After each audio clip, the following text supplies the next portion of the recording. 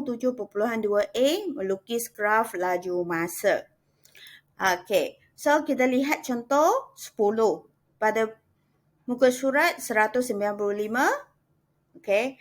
Yang pertama, kita lihat pada jadual ini kita ada 0, 1, 2, 3, 4, 5 mewakili masa. Jadi pada paksi X kita terus ambil 2 petak sama dengan 1 unit. Dan 1 sini ialah 1 saat. Lepas tu bagi yang laju, kita nampak 0, 10, 20. So, ini dalam keadaan 10. Jadi, cikgu ambil 2 petak bersamaan dengan 10. Sehingga nilai maksimum 50 ini. Okey? So, lepas tu, kita pastikan kita blokkan titik ini dengan betul. So, sifar-sifar ialah titik yang ini. 1, 10. So, pada 1 saat, 10 meter sesaat. Pada 2 saat adalah 20 meter sesaat. Pada 3 saat, 30 meter sesaat. Pada 4 ialah 40 meter sesaat. Pada 5 ialah 50 meter sesaat. So, setelah kita sudah tandakan titik-titik itu, kita keluarkan pembaris dan kita sambung jadi satu garis lurus. Okey, so kita sudah lengkapkan soalan ini. Di mana caranya? Pertama, pastikan skala yang kamu pilih adalah sesuai. Ikut nilai yang dapat dalam jadual.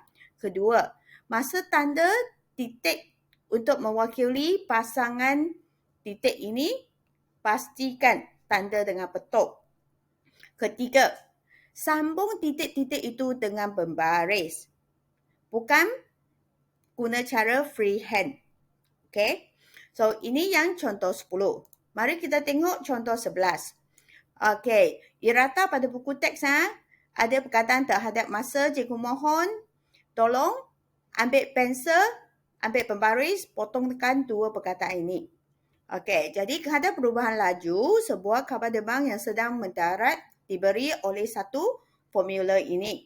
Di mana V dalam formula ini mewakili laju dalam meter sejam.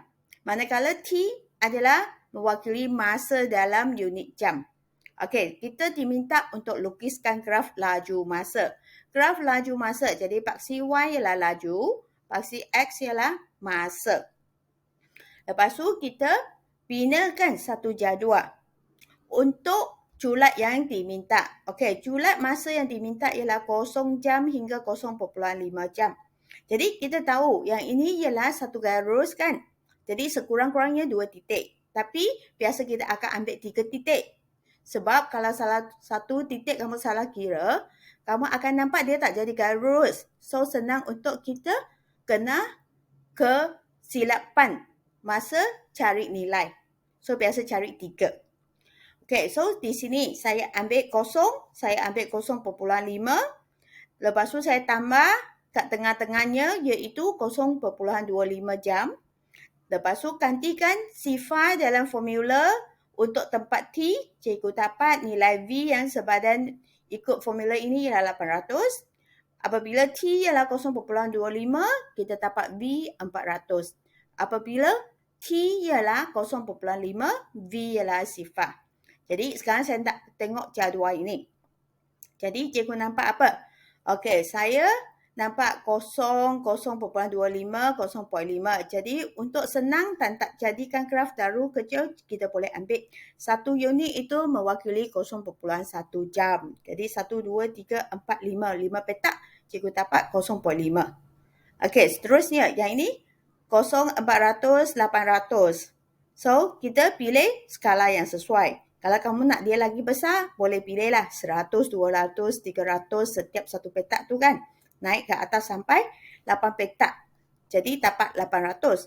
Tapi tak nak, kalau tak nak besar sangat, okey, kecilkan sikit lah.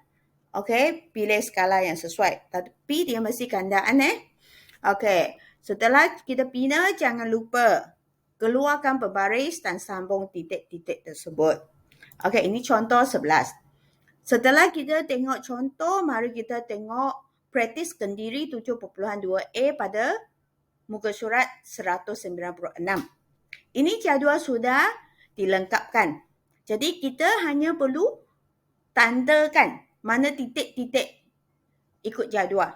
So, cikgu nampak 03. So, pergi 0, pergi 3. 1, 4. 1. Sini 1 sebab sini 1 petak mengambil 1 unit. So, 1, 4. 2, 5. 3, 6. 4, 7. Dan 5, 8. Ambil pembaris, sambungkannya dengan kemas.